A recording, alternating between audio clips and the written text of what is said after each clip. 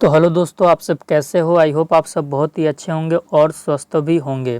दोस्तों, ये आपके बीएड फोर्थ सेमेस्टर की क्लास है। बीएड फोर्थ सेमेस्टर की आपकी ये क्लास है और हम लोग जो पेपर पढ़ रहे हैं, आपका सेकेंड पेपर हम लोग पढ़ रहे हैं, guidance and counselling in school, विद्यालय में निर्देशन और परामर्श। यूनिट 1 का ये हम लोग पूरा पढ़ चुके हैं और आज के इस क्लास से हम लोग यूनिट 1 के बी को पढ़ना स्टार्ट करेंगे।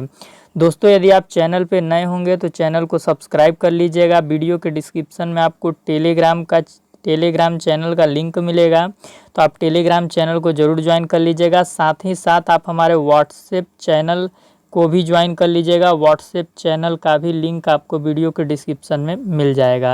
व्हाट्सएप चैनल को दोस्तों ज़रूर ज्वाइन कीजिएगा। आज के इस पर्टिकुलर सेशन में दोस्तों हम पढ़ने वाले हैं principle and basic assumptions of guidance. मार्गदर्शन के सिद्धांत और बुनियादी मान्यताएं क्या होती हैं, ये चीज़ें हम आज के इस क्लास में पढ़ेंगे। सबसे पहले हम गाइडेंस के प्रिंसिपल्स को देखते हैं, फिर उसके बाद हम असम्पशंस को देखेंगे। ठीक, तो देखिए दोस्तों, जब हम निर्देशन के अधिनियम यानी कि प्रिंसिपल ऑफ गाइडेंस को पढ़ने के लिए स्टार्ट करते हैं तो सबसे पहले हमें ये पता होना चाहिए कि गाइडेंस कैसा प्रोसेस है, निर्देशन कैसी प्रक्रिया है। तो हमें पता है कि निर्देशन एक ऐसी प्रक्रिया है जिसमें गाइडेंस गिवर यानी कि जो गाइडेंस करता है, जिसे हिंदी में हम निर्देशन करता कहते हैं, और एक और होता है गाइडेंस सीकर, जो गाइडेंस लेना चाहता है। ऐसा व्यक्ति जो समस्या से ग्रसित होता है, किसी असमंजस में होता है, किसी कन्फ्यूजन में होता है। तो दो लोगों के बीच ये प्रक्रिया होती है। एक तो होता है आपका गाइड, जो कि जिसे हम निर्देशन करता बोल रहे हैं, और एक तरफ होता है वो व्यक्ति जिससे कि निर्देशन लेना है। तो निर्देशन कैसे संभव है, ये जो दोनों व्यक्ति हैं, गाइड और गाइडेंस सीकर, ये दोनों के बीच में जब म्यूचुअल कोऑपरेशन रहेगा, सहभागिता रहेगी, एक दूसरे को सपोर्ट करेंगे, एक दूसरे को कोऑपरेट करेंगे, तभी निर्देशन की प्रक्रिया संभव है। अगर इनमें से कोई एक अगर कोऑपरेट नहीं करता है तो गाइडेंस का जो प्रोसेस है वो कंप्लीट नहीं हो पाएगा। तो गाइडेंस की जो प्रक्रिया है उसमें गाइडेंस गिवर और गाइडेंस सीकर के म्यूचुअल कोऑपरेशन के द्वारा गाइडेंस सीकर के इंडिविजुअलिटी को डेवलप किया जाता है। उसे व्यक्तिगत तौर पे उसका विकास किया जाता है। उसको बताया जाता है कि उसके लिए उत्तम मार्ग क्या है, उत्तम दिशा क्या है जिसमें वो कार्य कर सके। तो ये तो हो गई गाइडेंस प्रोसेस की बात। अब गाइडेंस प्रिंसिपल हम क्यों पढ़ते हैं, प्रिंसिपल का मतलब क्या होता है। प्रिंसिपल को हिंदी में हम सिद्धांत बोल सकते हैं, अधिनियम बोल सकते हैं, सिद्धांत बोल सकते हैं, अधिनियम बोल सकते हैं। ये सब प्रिंसिपल के हिंदी वर्ड हैं। प्रिंसिपल मतलब होता क्या है, गाइडेंस किस प्रकार से फंक्शन करता है, गाइडेंस किस प्रकार से फंक्शन करता है, किस प्रकार से कार्य करता है। तो गाइडेंस जिन नियमों पे कार्य करता है, गाइडेंस जिन चीज़ों का आधार लेकर कार्य करता है, वो आधार ही क्या हैं, प्रिंसिपल हैं। वो नियम ही क्या हैं, प्रिंसिपल हैं। तो गाइडेंस जिन नियमों पे फंक्शन करता है, कार्य करता है, वो नियम ही प्रिंसिपल के रूप में जाने जाते हैं। ठीक, तो चलिए हम देखते हैं सबसे पहले क्या है। निर्देशन के अधिनियमों को समझ लेना निर्देशन कर्मचारियों के लिए अति आवश्यक है, क्योंकि इन अधिनियमों का ज्ञान निर्देशन के क्रियात्मक या व्यवहारिक कार्य में अधिक सहायक होता है। निर्देशन कार्यक्रम का संगठन यदि इन अधिनियमों को ध्यान में रखते हुए किया जाए तो ऐसा संगठन अधिक प्रभावशाली सिद्ध होगा। कहा क्या जा रहा है कि अगर हमें गाइडेंस के प्रिंसिपल पता है, जो निर्देशन करता है, जो निर्देशन देने का कार्य कर रहा है, अगर उसको गाइडेंस के प्रिंसिपल की समझ है, गाइडेंस के प्रिंसिपल मालूम है, तो वो गाइडेंस अच्छे से दे पाएगा, वो गाइडेंस को व्यवहारिक रूप में अच्छे से इम्प्लीमेंट कर पाएगा, व्यवहारिक रूप में अच्छे से प्रयोग कर पाएगा, क्योंकि उसे गाइडेंस के प्रिंसिपल पता होंगे। और ये भी बोला जा रहा है कि यदि हम कोई निर्देशन कार्यक्रम का व्यवस्था कर रहे हैं, यदि हमें किसी को निर्देशन देना है और हम निर्देशन की व्यवस्था किए हैं, और जब हम निर्देशन दे रहे हैं और निर्देशन देते समय इन प्रिंसिपलों को हम ध्यान में रख रहे हैं, जिन प्रिंसिपल्स को अभी हम पढ़ रहे हैं, इन प्रिंसिपल को वहाँ पे हम अप्लाई कर रहे हैं, तो जो निर्देशन का प्रक्रिया होगा या जो निर्देशन की व्यवस्था होगी, संगठन होगा, वो अधिक प्रभावशाली होगा, इफ़ेक्टिव होगा। यानी कहने का अर्थ है कि निर्देशन बेहतर हो पाएगा। आगे क्या है, निर्देशन के अधिनियमों के बारे में विभिन्न विद्वान एक मत नहीं हैं। जो जब हम guidance of principle of guidance की बात करते हैं, तो जो विद्वान हैं वो एक मत नहीं हैं। एक मत नहीं है मतलब क्या कि जोन्स नाम के एक विद्वान हैं जिन्होंने निर्देशन के 5 अधिनियम बताए हैं, यानी 5 प्रिंसिपल बताए हैं। लेकिन वहीं क्रो एंड क्रो हैं जिन्होंने 14 प्रिंसिपल बताए हैं किसके, गाइडेंस के, और जोन्स ने 5 बताया है। वहीं हम्फ्रीज और ट्रैक्सलर ने 7 अधिनियमों का उल्लेख किया है। तो विभिन्न विद्वान हैं जो प्रिंसिपल ऑफ गाइडेंस के संबंध में एक मत नहीं है। किसी ने 14 प्रकार बताए हैं, किसी ने 5 प्रकार बताए हैं, किसी ने 7 प्रिंसिपल मतलब बताए हैं। किंतु यहाँ हम ऐसे सिद्धांतों पर विचार करेंगे या ऐसे सिद्धांतों को पढ़ेंगे जिनके बारे में ये जो सभी विद्वान हैं, जोन्स हैं या हम्फ्रीज टेक्सलर हैं या फिर क्रो एंड क्रो हैं, सब में क्या है, एक मत है। ये सभी विद्वान इन प्रिंसिपल को कहीं ना कहीं मानते हैं। तो उन प्रिंसिपल का ही अध्ययन हम करेंगे। तो देखिए, पहला जो प्रिंसिपल है वो क्या है, निर्देशन आत्मबोध और आत्म विकास को विकसित करता है। Guidance in coverage self discovery and self development. जो गाइडेंस है वो इनकवरेज करता है, किस चीज़ को इनकवरेज करता है, सेल्फ डिस्कवरी को, यानी हम खुद से कैसे जो आसपास की चीज़ें हैं, जो आसपास के वस्तुएं हैं, जो आसपास का परिवेश है, उसमें अपने समझ को विकसित कर सकें और कैसे खुद का विकास कर सकें, यानी आत्म विकास, सेल्फ डेवलपमेंट कर सकें। इसके अंदर क्या लिखा है आप पढ़ सकते हैं। उत्तम निर्देशन वह है, यानी अच्छा निर्देशन वह है जिसमें व्यक्ति के आत्मबोध, यानी वो खुद से जो आसपास की चीज़ें हैं, आसपास का परिवेश है, उससे समझ विकसित कर पाए और खुद को डायरेक्टेड भी कर लें, आत्मनिर्देशन कर लें, और स्व विकास का लक्ष्य रखा जाता है। जो निर्देशन, अच्छा निर्देशन वही है जिसके सहायता से जो बच्चा है वो आत्मबोध विकसित करे, यानी विभिन्न प्रकार के चीज़ों को समझने की क्षमता विकसित करे, आत्मनिर्देशन कर सके, यानी खुद को डायरेक्ट कर सके, और स्व विकास यानी सेल्फ डेवलपमेंट, अपना विकास खुद से कर सके, ऐसा लक्ष्य निर्देशन का रखा जाता है। अतः निर्देशन को छात्र को अपना व्यवहार समझने और सुविधानुसार परिवर्तन लाने में सहायता करनी चाहिए। तो निर्देशन का पहला प्रिंसिपल क्या है कि जो निर्देशन है वो इनकवरेज करता है सेल्फ डिस्कवरी को, सेल्फ डेवलपमेंट को, सेल्फ डायरेक्शन को। ये 3 चीज़ों को क्या करता है, इनकवरेज करता है निर्देशन। ये पहला प्रिंसिपल है। दूसरा क्या है, दूसरा है निर्देशन जीवन पर्यंत चलने वाली प्रक्रिया है। Guidance is a life long process.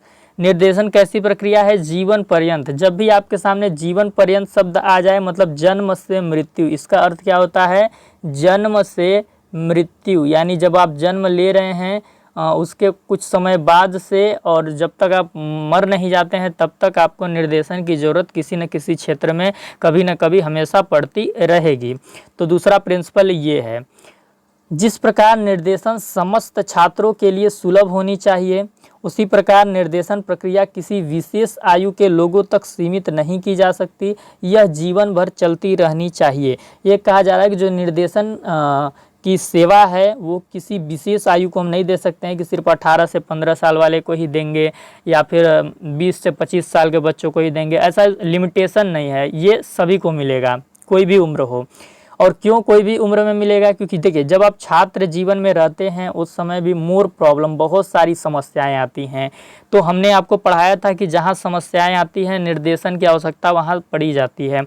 तो छात्र जीवन में भी समस्याएं मिलती हैं, तो निर्देशन की आवश्यकता यहाँ भी होगी। जैसे ही आप युवक बन जाते हैं यानी युवा अवस्था में चले जाते हैं, तो आप कोई ना कोई व्यवसाय से जुड़ जाते हैं, तो व्यवसाय से संबंधित परामर्श आपको चाहिए होता है। उसमें कैसे उत्तम समायोजन आप कर सकें, कैसे अपने व्यवसाय में प्रगति कर सकें, वहाँ भी आपको निर्देशन की आवश्यकता पड़ जाती है। इसके बाद आप गृहस्थ जीवन में जाते हैं, माने आप शादी विवाह कर लेते हैं। तो जब आप शादी विवाह कर लेते हैं तो कैसे समाज में अपना समायोजन कर सकें, वैवाहिक जीवन को कैसे सफल एवं सुखद बना सके, बाल बच्चे हों आपके और आपका परिवार सुखमय हो, तो इसके लिए भी निर्देशन और परामर्श की ज़रूरत पड़ती है।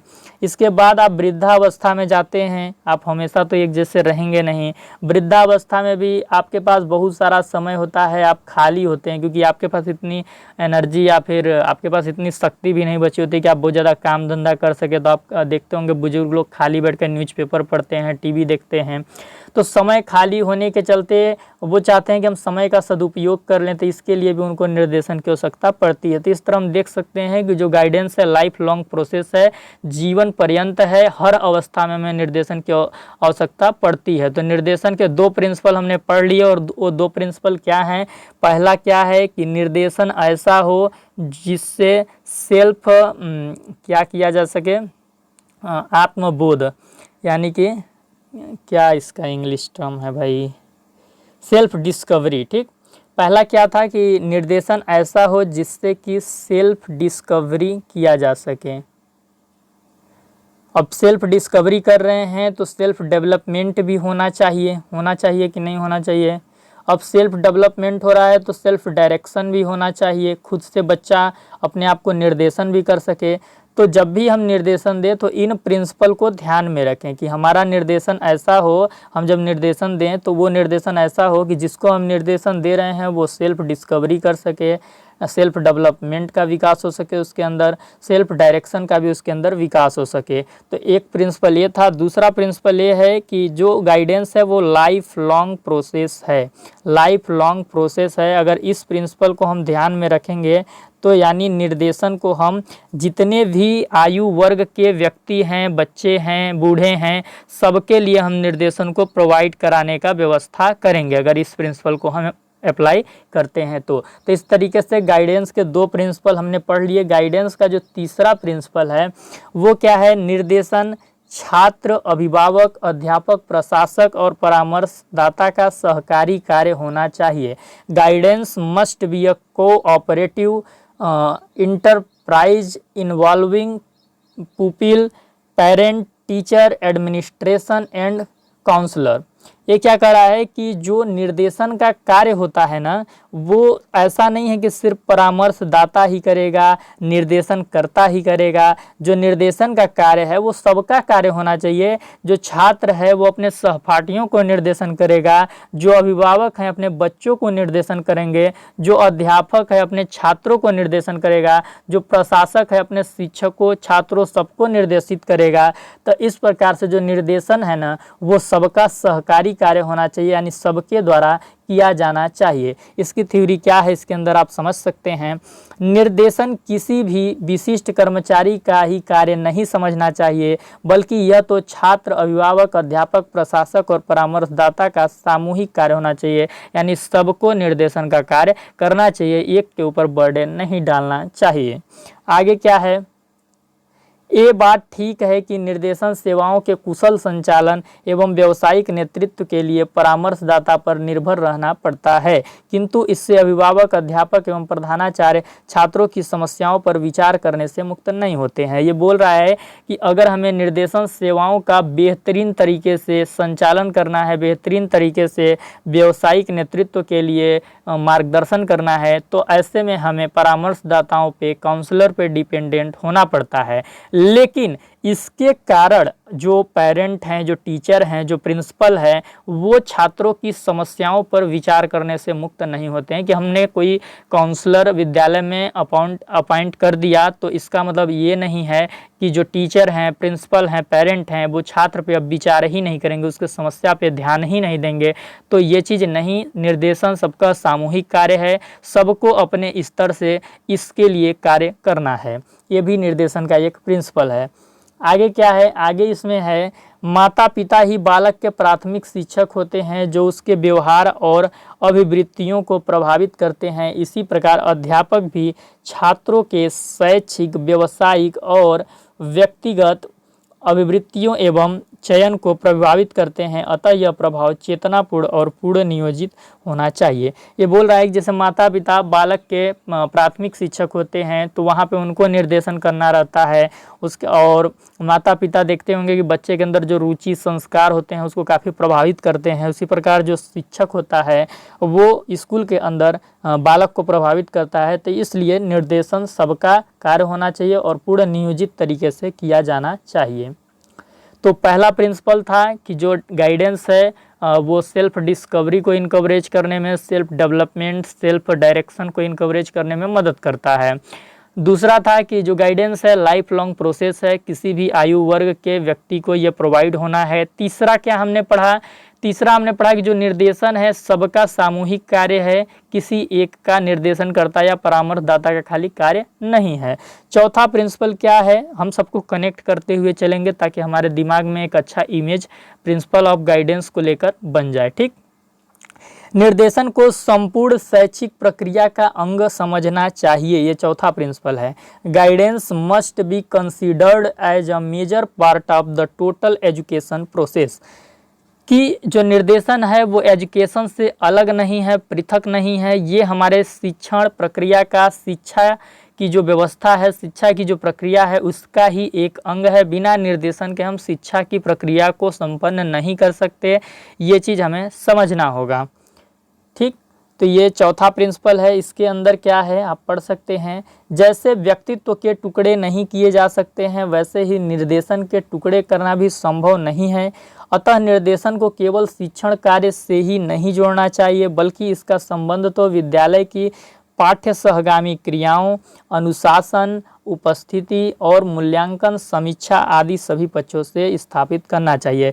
इनके कहने का अर्थ ये है कि जो निर्देशन है वो संपूर्ण शैक्षिक प्रक्रिया का एक अंग है, यानी शिक्षा व्यवस्था के अंदर जितने भी क्रियाएं आती हैं सबके अंदर निर्देशन निहित है और बिना निर्देशन के उन सभी क्रियाओं को हम अच्छे ढंग से क्रियान्वित नहीं कर सकते। तो अतः हमें सिर्फ क्लास में शिक्षण कराते समय निर्देशन को नहीं इंक्लूड करना चाहिए, बल्कि जब हम को करिकुलर एक्टिविटीज़ कराते हैं, डिसिप्लिन मेंटेन करते हैं, अटेंडेंस मेंटेन करते हैं, एवोल्यूशन की जब हम समीक्षा करते हैं तो सब में हमें निर्देशन को इंक्लूड करना रहता है और बिना निर्देशन के इन सभी क्रियाओं को हम अच्छे से संपन्न नहीं कर सकते। ये चीज़ चौथा प्रिंसिपल है।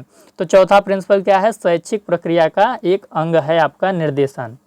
पांचवा क्या है, पांचवा है निर्देशन को सामाजिक और व्यक्तिगत दोनों के प्रति उत्तरदायी होना चाहिए। Guidance must be responsible both to the individual and society. जो निर्देशन है वो सामाजिक और व्यक्तिगत दोनों का विकास करता है व्यक्ति के अंदर, सामाजिक पक्ष का भी विकास करता है, व्यक्तिगत पक्ष का भी विकास करता है। ये निर्देशन का पांचवा प्रिंसिपल है। मानव एक सामाजिक प्राणी है, इसी कारण शिक्षाविदों ने शिक्षा का एक उद्देश्य छात्र में सामाजिकता की भावना का विकास करना माना है। निर्देशक को अपना ध्यान केवल व्यक्ति पर ही केंद्रित नहीं करना चाहिए बल्कि उसे समाज के प्रति भी उत्तरदायी होना चाहिए, तभी समाज का अस्तित्व सुरक्षित रह पाएगा। यानी जब निर्देशन दे रहा हो तो सिर्फ उसके व्यक्तिगत पक्ष पे ध्यान न दे बल्कि उसको इस प्रकार का भी निर्देशन दे कि समाज की भी सुरक्षा कायम रहे, समाज के दृष्टिकोण को भी लेकर वो निर्देशन देगा कि जब हम उसको निर्देशन देंगे तो वो इस प्रकार से अपने समस्याओं से समायोजन करेगा कि वो समाज के लिए भी एक अच्छा रास्ता बनाते हुए आगे बढ़ेगा। ये चीज़ है। इसके बाद छठवां क्या है आपका, छठवां है निर्देशन कार्यक्रम में अधिकांश व्यक्तियों को सामान्य व्यक्ति मानना चाहिए। Considering most individuals as average normal persons, इसका कॉन्सेप्ट क्या है भाई, निर्देशन कार्यक्रम के संचालकों में मिथ्या धारणा प्राप्त है कि निर्देशन सहायता की आवश्यकता केवल ऐसे व्यक्तियों की होती है जो बौद्धिक या शारीरिक रूप से पिछड़े हों या संवेगात्मक विकास कम हुआ हो। यह ठीक है कि ऐसे छात्रों को निर्देशन की विशिष्ट सुविधाएं प्रदान की जाएं, किंतु सामान्य छात्र निर्देशन सहायता प्राप्त करने से वंचित नहीं रहने चाहिए। उन पर यह प्रभाव नहीं पड़ना चाहिए कि निर्देशन केवल समस्यात्मक बालकों के लिए है। निर्देशन कर्मचारियों को सभी छात्रों के प्रति समता का दृष्टिकोण रखना चाहिए। ये कह रहा है कि निर्देशन का एक ये भी प्रिंसिपल है कि ऐसी धारणाएं को विकसित नहीं करना है कि निर्देशन सिर्फ विशिष्ट बालकों के लिए है। निर्देशन सामान्य बालकों के लिए भी है। तो जो निर्देशन की सेवा है ये सामान्य प्लस विशिष्ट दोनों प्रकार के बालकों को हमें समान मात्रा में पहुंचानी है। मतलब दोनों प्रकार के बालकों के लिए समान अवसर निर्देशन के हमें उत्पन्न करने हैं। ये चीज़ है। अगला क्या है? अगला है आपका निर्देशन समस्त छात्रों के लिए होना चाहिए। ये भी गाइडेंस का एक मोस्ट प्रिंसिपल है। गाइडेंस फॉर ऑल पुपिल्स की गाइडेंस सबके लिए है। जनतंत्रात्मक शिक्षा प्रणाली में सभी छात्रों को निर्देशन सहायता प्राप्त करने का अधिकार समान रूप से प्राप्त होना चाहिए, यानी कोई भी इससे वंचित नहीं रहना चाहिए। अगला क्या है? निर्देशन छात्र विकास के सभी क्षेत्रों से संबंधित होना चाहिए, यानी कि जब भी हम निर्देशन को दें तो बच्चे का सर्वांगीण विकास हो, यानी उसके सभी पक्षों को हम ध्यान में रखें। Cognitive, affective, psychomotor domain. Guidance must B concerned with all areas of pupil growth, यानी बच्चे के सभी पक्षों का, यानी उसका होलिस्टिक डेवलपमेंट हो, ज्ञानात्मक, भावात्मक, क्रियात्मक। निर्देशन छात्र के सर्वांगीण विकास से संबंधित होता है, अतः इसको छात्र के शारीरिक, फिजिकल, मानसिक, मेंटल, सामाजिक, सोशल और भावात्मक बुद्धि, इमोशनल इंटेलिजेंस पर अपना ध्यान केंद्रित करना चाहिए। अब तक निर्देशन के संबंध में विद्वानों में मिथ्या धारणा पनपती रही है कि निर्देशन केवल व्यक्ति को व्यवसायिक ज्ञान देने तक ही सीमित है। यद्यपि व्यवसायिक सूचना, योजना और नियुक्ति निर्देशन कार्यक्रम में महत्वपूर्ण सेवा के रूप में रहे हैं और भविष्य में भी रहेंगे, किंतु अन्य सेवाएं भी उतनी ही महत्वपूर्ण हैं। ये यही चीज़ बोल रहा है कि निर्देशन हम सभी क्षेत्रों में दे सकते हैं, पहला चीज़ तो ये बोल रहा है। और निर्देशन ऐसा हो कि बच्चे के शारीरिक, मानसिक, सामाजिक, इमोशनल हर लेवल पे उसका विकास हो सके। और ऐसा नहीं है कि सिर्फ व्यावसायिक क्षेत्र में ही हम निर्देशन देते हैं, कोई भी क्षेत्र हो उसमें हम निर्देशन की प्रक्रिया हमें उसमें संपन्न करानी चाहिए। Guidance is based on cooperation. मैंने एकदम स्टार्टिंग में ही ये चीज़ आपको पढ़ा दिया कि जो मार्गदर्शन होता है वो सहयोग पर आधारित है। अगर मार्गदर्शन गाइडेंस की प्रक्रिया में कोऑपरेशन नहीं है तो इस प्रक्रिया को हम संपन्न कर ही नहीं सकते। कोऑपरेशन किसके मध्य होना चाहिए? Guidance giver and guidance Sikar के बीच में कोऑपरेशन होना चाहिए, म्यूचुअल कोऑपरेशन होना चाहिए। तो ये बोल रहा है कि गाइडेंस दो इंडिविजुअल के म्यूचुअल कोऑपरेशन पर आधारित है, वो साथ में कैसे वर्क कर रहे हैं। यानी देखिए हमसे कोई निर्देशन मान लीजिए कोई लेने आ रहा है और वो हमें अपनी चीज़ें बताएगा ही नहीं, हमसे अच्छे से कोऑपरेट करेगा ही नहीं, तो फिर हम उसको निर्देशन कैसे देंगे? या हम उससे कोऑपरेट नहीं करेंगे, उसके अनुरूप नहीं उससे हम उसका डेटा कलेक्ट करा पाएंगे, तो फिर कैसे होगा? तो म्यूचुअल कोऑपरेशन जरूरी है। तो गाइडेंस गिवर एंड सीकर है, इन दोनों के बीच में एडजस्टमेंट होना चाहिए, दोनों एक दूसरे को एडजस्ट करें, तभी जो गाइडेंस है वो इफेक्टिव होगा और गाइडेंस मीनिंगफुल होगा, कांस्टेंट होगा और दोनों के लिए गाइडेंस वो इम्पोर्टेंट हो पाएगा। ये चीज़ है। अब देखिए अगला प्रिंसिपल क्या है? Guidance is an organised activity. मार्गदर्शन एक संगठित गतिविधि है। देखिए जो गाइडेंस है वो एक ऑर्गेनाइज्ड एक्टिविटी है। ये नहीं है कि हम निर्देशन किसी भी प्रकार से कैसे भी दे दिए, कि मतलब हम कहीं जा रहे थे, हमको कोई रास्ते में मिला और हम मुंह उठाए कुछ भी बोल दिए दे दिया, ऐसा नहीं। निर्देशन क्या है? ऑर्गेनाइज्ड एक्टिविटी है। पहले हम क्या करते हैं कि जो व्यक्ति समस्या से ग्रसित है, जिसको किसी चीज़ में समस्या आ रही है, उसका हम डेटा कलेक्ट करते हैं, समस्या का सीमांकन करते हैं। समस्या का सीमांकन करने के उपरांत व्यक्ति की रुचि, योग्यता, क्षमता, उसका क्या पास्ट है, इन सारे चीज़ों से संबंधित डेटा कलेक्ट करते हैं एंड देन उसके आधार पे फिर उसको हम गाइडेंस देने का काम करते हैं। तो ये बिल्कुल एक ऑर्गेनाइज्ड सिस्टमैटिक साइंटिफिक प्रक्रिया है और इसीलिए गाइडेंस को इन ऑक्सीडेंटल एक्टिविटी हम नहीं कह सकते हैं। ये यानी कि ये एक प्रकार का ऑक्सीडेंट नहीं है कि किसी भी प्रकार से हो जाए। ये एक होल फॉर्म में इसे दिया जाना चाहिए, यानी इसके संपूर्ण रूपरेखा को प्रस्तुत करना चाहिए जब हम गाइडेंस दें, ताकि गाइडेंस जो है वो मीनिंगफुल हो, समझ में आए जिसको हम गाइडेंस दे रहे हैं। पर्पज अचीव करना इसका लक्ष्य होता है, तो गाइडेंस पर्पजफुल होना चाहिए, गाइडेंस हम दे रहे हैं तो वो पर्पज अचीव हो जाए। स्पेसिफिक डायरेक्शन होना चाहिए, उसमें सिस्टमेटिक होना चाहिए, वेल ऑर्गेनाइज्ड होना चाहिए और वेल ऑर्गेनाइज्ड एक्टिविटी होना चाहिए। ये गाइडेंस का प्रिंसिपल है। अगला क्या है, guidance gives respect to individual difference. जो गाइडेंस होता है, जो मार्गदर्शन होता है, व्यक्तिगत विभिन्नताओं को सम्मान देता है। सम्मान देने का मतलब क्या है, हम किसी जो अलग अलग विभिन्नता वाले व्यक्ति हैं उनको हम कोई अवार्ड या फिर कोई पुरस्कार नहीं दे रहे हैं। यानी कहने का तात्पर्य ये है कि अलग अलग जो विभिन्नता के व्यक्ति होंगे, अलग अलग विभिन्नता के, मान लीजिए किसी को संगीत में इंटरेस्ट है, किसी को राजनीति में इंटरेस्ट है, पॉलिटिक्स में, किसी को टीचिंग में इंटरेस्ट है, तो सबके इंडिविजुअल को हम सम्मान देने का मतलब ये है कि सबके इंडिविजुअल का हम स्टडी करेंगे, सबके इंडिविजुअल क्वालिटीज पे हम विचार करेंगे, थिंकिंग करेंगे और उसके अनुरूप उसको हम गाइडेंस देने का काम करेंगे। तो गाइडेंस में इंडिविजुअलिटी एकदम मतलब महत्व रखती है। हम बिना इंडिविजुअलिटी के स्टडी के गाइडेंस प्रॉपर तरीके से नहीं दे सकते। तो इसलिए इसका ये प्रिंसिपल है कि जो गाइडेंस है वो इंडिविजुअलिटी को या इंडिविजुअल डिफरेंसेस को सम्मान देता है, यानी उसको वरीयता देता है। उसके बिना अध्ययन के वो गाइडेंस देने का काम नहीं हो सकता है।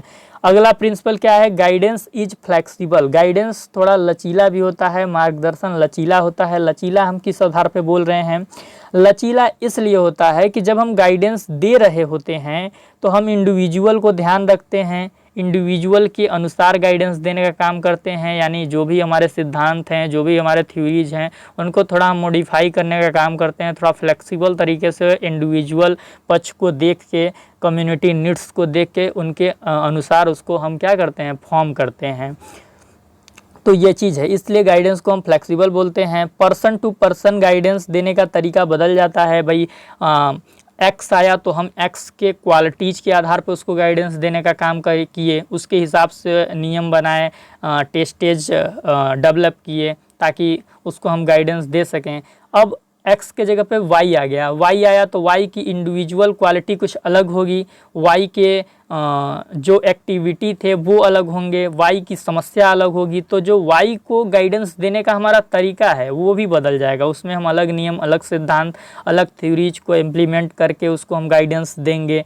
तो इसलिए गाइडेंस का फ्लेक्सिबल होता है, ये पर्सन टू पर्सन चेंज होता है। रिक्वायरमेंट के अनुसार इसमें मॉडिफिकेशन किया जा सकता है कि जिस पर्सन को हम गाइडेंस दे रहे हैं उसे गाइडेंस देने के लिए क्या रिक्वायरमेंट है, उस रिक्वायरमेंट को देखते हुए हम गाइडेंस की प्रक्रिया में मॉडिफिकेशन कर सकते हैं। इसलिए गाइडेंस को हम फ्लेक्सिबल बोलते हैं।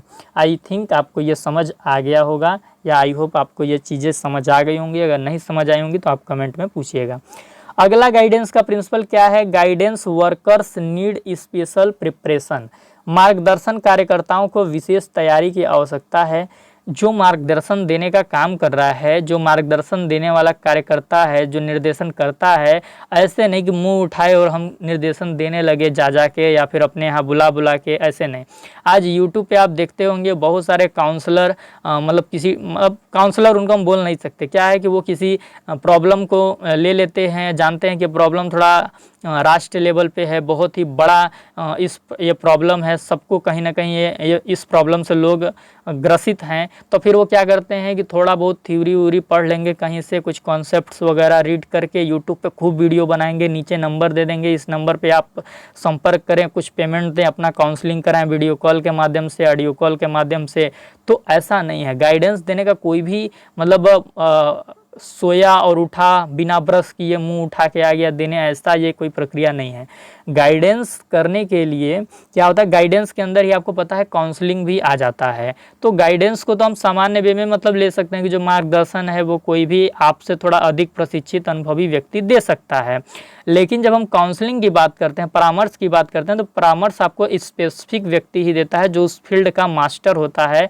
तो कम से कम देखिए, गाइडेंस और काउंसलिंग देने के लिए जो उसमें अधिकारी है, जो निर्देशन करता है, कम से कम उसको साइकोलॉजी के नियम पता हो, कम से कम वो साइकोलॉजी से पीजी किया हो या फिर कोई 6 मंथ 1 ईयर का डिप्लोमा वगैरह किया हो। उसके बाद उसे मेंटल हाइजीन की थ्योरी पता हो और वो कैसे गाइड कर ये चीज़ें गाइड को पता हो।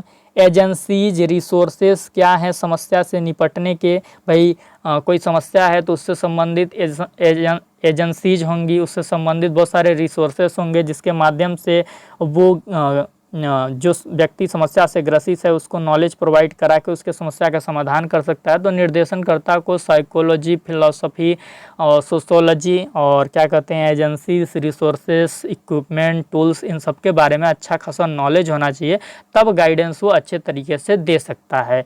ये चीज़ है, ठीक। चलिए अगला प्रिंसिपल क्या है? अगला प्रिंसिपल है 14वां आपका, guidance emphasises on code of ethics. मार्गदर्शन में आचार संहिता पर जोर दिया जाता है। मार्गदर्शन में जो निर्देशन करता होता है, जो मार्गदर्शन देने का काम करता है, वो कुछ नियमों को मानता है, कुछ इथिक्स के वैल्यू को एक्सेप्ट करता है और उसी के हिसाब से गाइडेंस देने का काम करता है। यानी कि वो विश्वसनीय बातों को सुरक्षित रखेगा। गाइड के पास कोई अपना समस्या लेकर आया कि मुझे सर इस क्षेत्र में समस्या है और मैं इस चीज़ को डील नहीं कर पा रहा हूँ, तो ऐसा नहीं कि वो उसकी समस्या का प्रचार कर देगा कि मेरे पास ऐसे व्यक्ति आए थे, मैंने इनके समस्या का समाधान किया, उसके समस्या को एडवर्टीजमेंट बना के अपना बिजनेस बढ़ाने लगा। ऐसा नहीं, उसकी बातों को गोपनीय रखेगा। अगर वो चाहता है कि इस चीज़ को गोपनीय रखा जाए तो कुछ आचार संहिता होते हैं, इनको मतलब रखना जरूरी होता है। ये चीज़ आप जान लीजिए, ठीक। चलिए, तो ये थे गाइडेंस के प्रिंसिपल। अब हम देखते हैं इसी में एक छोटा सा टॉपिक है, बेसिक असम्पशंस ऑफ गाइडेंस, मार्गदर्शन की आधारभूत धारणाएं। तो देखिए, आधारभूत धारणाएं क्या हैं, असम्पशंस क्या हैं, इस पे हम बात करेंगे। तो पहले तो हम इस वर्ड को समझेंगे, असम्पशंस क्या हैं। अभी हमने प्रिंसिपल को पढ़ा, तो हमने प्रिंसिपल के डिफिनेशन आपको क्या बताया कि जब हम कोई भी कार्य करते हैं तो कार्य करने के लिए जिन नियमों को हम अपना आधार बनाते हैं, वो आधार ही क्या होते हैं, प्रिंसिपल होते हैं, वो नियम ही प्रिंसिपल होते हैं। लेकिन असम्पशंस क्या होते हैं? देखिए, जो प्रिंसिपल हैं वो स्पेसिफिक हो जाएंगे, वो यानी विशिष्ट हो जाएंगे, लेकिन जो असम्पशंस हैं ये सामान्य हो जाएंगे, यानी इन धारणाओं को सब कोई एक्सेप्ट करते हैं। ये चीज़ है। तो ये सामान्य धारणाएं हैं और जो प्रिंसिपल हैं वो विशिष्ट धारणाएं होती हैं। तो देखिए, इसीलिए इनको आधारभूत धारणाएं भी बोला जाता है, असम्पशंस को। तो देखिए, असम्पशंस जो हैं इनकी उत्पत्ति कहाँ से हुई है? तो इनकी उत्पत्ति सिद्धांतों से ही होती है। देखिए, पहले सिद्धांत बहुत सारे आते हैं, उनमें से कुछ सिद्धांत इतने जनरल हो जाते हैं कि उन सिद्धांतों की स्वीकार्यता सब कोई करते हैं, उन सिद्धांतों की एक्सेप्टेंस ज़्यादा मात्रा में होती है, ज़्यादा लोग करते हैं। तो जिस प्रिंसिपल का एक्सेप्टेंस, स्वीकार्यता अधिक से अधिक लोग करने लगते हैं, वो प्रिंसिपल बाद में असम्पशंस के रूप में विकसित हो जाते हैं, बुनियादी धारणाओं के रूप में विकसित हो जाते हैं। तो जो असम्पशंस है उसकी उत्पत्ति प्रिंसिपल से होती है। अब देखिए, जो असम्पशंस होते हैं ये चीज़ है। हाँ, जो प्रिंसिपल होते हैं, प्रिंसिपल क्या होते हैं? मौलिक होते हैं, साइंटिफिक होते हैं, तार्किक होते हैं, नैतिक सत्य एक प्रकार से होते हैं, उसमें सत्यता होती है, जो अनुभव, ज्ञान, मूल्यों से उत्पन्न होते हैं, जिन पर हम अपने कार्यों और सोच को आधार बनाते हैं, उन्हीं के आधार पर हम कार्य करते हैं, उन्हीं के आधार पर हम सोचते हैं। तो सत्य का एक ऐसा स्तर जिसमें हम सिद्धांतों को स्वीकार कर लेते हैं, यानी ऐसे सिद्धांत जिसकी स्वीकार्यता अधिक से अधिक लोगों में होती है, उस सिद्धांतों को हम असम्पशंस के रूप में लेते हैं, यानी बुनियादी धारणाओं के रूप में लेते हैं। ये चीज़ हम समझे पहले। तो बुनियादी धारणाओं की परिभाषा यानी असम्पशंस की परिभाषा। इसके बाद जो मान्यताएं सामान्य रूप में स्वीकार की जाती हैं, यानी सबके द्वारा स्वीकार कर ले जाते हैं जो सिद्धांत सभी के द्वारा, उन्हें हम निर्देशन के आधारभूत धारणाएं यानी बेसिक असम्पशंस ऑफ गाइडेंस कहेंगे। गाइडेंस की ऐसी धारणाएं जिसकी स्वीकार्यता सभी में है, लगभग सभी में है, अधिक से अधिक जो मोस्ट ऑफ पीपल्स हैं वो एक्सेप्ट करते हैं इन धारणाओं को, तो उन धारणाओं को हम बेसिक असम्पशंस ऑफ गाइडेंस कहेंगे। ये चीज़ है। अब हम देखेंगे कि जो निर्देशन की निम्नलिखित आधारभूत धारणाएं हैं, जो बेसिक असम्पशन हैं, वो कौन कौन से हैं। तो कुछ हैं, ये हम देख लेते हैं। पहला हमारा है प्रत्येक व्यक्ति एक दूसरे से पर्याप्त भिन्नता रखता है। तो अभी हमने आपको पढ़ाया कि जो गाइडेंस है वो इंडिविजुअल डिफरेंसेस को एक्सेप्ट करता है, महत्व देता है। तो ये एक ऐसा प्रिंसिपल है जो बेसिक असम्पशन के रूप में देखा जाता है।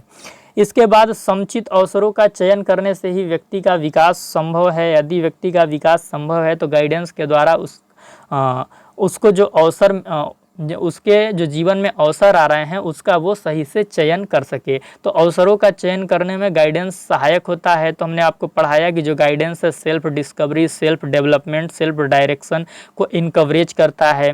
तो ये आपके बेसिक असम्पशन हैं गाइडेंस के। व्यक्ति के विकास के संबंध में भविष्यवाणी की जा सकती है।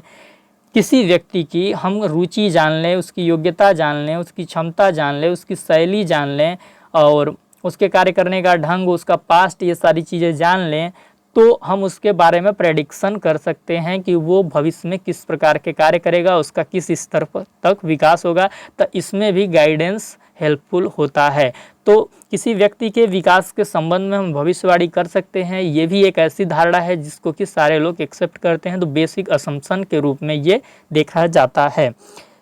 व्यक्तित्व परीक्षण करके ये चीज़ हम प्रेडिक्शन कर सकते हैं। बुद्धि परीक्षण, रुचि परीक्षण, अभिरुचि परीक्षण, ये सब के आधार पे हम प्रेडिक्शन कर सकते हैं। ये सब परीक्षण करके आगे हम डेटा कलेक्ट करेंगे और उस डेटा के बेस पे उस डेटा का इंटरप्रिटेशन करके हम प्रेडिक्शन कर सकते हैं।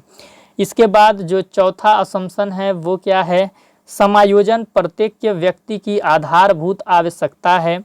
देखिए समायोजन क्या है कि प्रत्येक व्यक्ति की आधारभूत आवश्यकता है और जो गाइडेंस है वो समायोजन के लिए ही इस सेवा का विकास किया गया है कि अलग अलग चीज़ों से अलग अलग क्षेत्रों में हम समायोजन कर सके। तो ये बेसिक असम्पशन है गाइडेंस के बारे में। Adjustment is the basic need of human being, और इसी के लिए गाइडेंस सेवा को लाया गया है। समायोजन के द्वारा न केवल वैयक्तिक अपितु सामाजिक विकास भी संभव है। तो समायोजन किसके द्वारा हम कर पाते हैं, निर्देशन के तहत। और अभी हमने आपको कुछ समय पहले पढ़ाया कि गाइडेंस सिर्फ व्यक्तिगत पक्ष का ही विकास नहीं करता है, सामाजिक पक्ष का भी विकास करता है। तो ये कुछ पॉइंट हैं जो बेसिक असम्पशंस ऑफ गाइडेंस के रूप में देखे जाते हैं। फ्लो चार्ट से आप याद रख सकते हैं। व्यक्तिगत विभिन्नता को स्वीकार करता है गाइडेंस। समुचित अवसरों के चयन से व्यक्तिगत विकास संभव है। जो उसके जीवन में सारे अवसर आ रहे हैं उसका ठीक ढंग से वो चयन कर ले, जो जो अवसर उसके लिए उपयोगी हैं, तो उसका विकास संभव है। और अवसरों के चयन के लिए में गाइडेंस की आवश्यकता होती है। व्यक्तिगत विकासात्मक भविष्यवाणी की जा सकती है, निर्देशन के द्वारा व्यक्तिगत विकास संभव है। समायोजन बेसिक नीड है हर पर्सन की, और इसीलिए गाइडेंस को दे के हम समायोजन करने में लोगों का मदद करते हैं। समायोजन द्वारा सर्वांगीण विकास संभव है। तो ये 5 point basic assumption of guidance के रूप में देखे जाते हैं। व्यक्तिगत विभिन्नता, समुचित अवसरों के चयन से व्यक्तिगत विकास संभव, व्यक्तिगत विकासात्मक भविष्यवाणी संभव, समायोजन, समायोजन द्वारा व्यक्तिगत और सामाजिक पक्ष का विकास संभव है। तो ये रही आज की क्लास। इसमें यदि आपको कहीं समझ न आता हो तो आप हमसे पूछ लीजिएगा। और दोस्तों यदि आप चैनल पे नए हैं तो प्लीज़ चैनल को सब्सक्राइब कर लीजिएगा। दूसरी चीज़, टेलीग्राम चैनल को ज्वाइन कर लीजिएगा। और व्हाट्सएप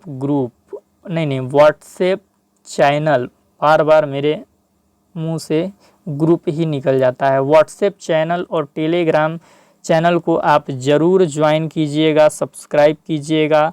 इसके लिंक आपको वीडियो के डिस्क्रिप्शन में मिल जाएंगे, तो ये चीज़ ज़रूर कीजिएगा। साथ ही चैनल को सब्सक्राइब कीजिएगा। अगर ये वीडियो सेशन आपको अच्छा लगा हो कि कुछ नॉलेज आज आप गेन कर पाए हैं इस क्लास से, तो प्लीज़ इस क्लास को एक लाइक कर दीजिएगा। साथ ही अपने सहपाठियों में इसे शेयर करना मत भूलिएगा। और यदि आप इसके नोट्स खरीदना चाहते हैं तो वीडियो के डिस्क्रिप्शन में एक नंबर दिया गया होगा, उस नंबर पे कांटेक्ट करें। कुछ मिनिमम पेमेंट करके आप इस नोट्स को ले सकते हैं। अगर आप एक पेपर के नोट्स लेना चाहते हैं तो 100 रुपीज़ आपको पेमेंट करना होगा, और अगर आप 2 पेपर यानी guidance and counselling in school और स्कूल मैनेजमेंट 2 पेपर के नोट्स लेना चाहते होंगे तो आपको 200 रुपये पेमेंट करना होगा और आपको चारों यूनिट के नोट्स प्रोवाइड करा दिए जाएंगे।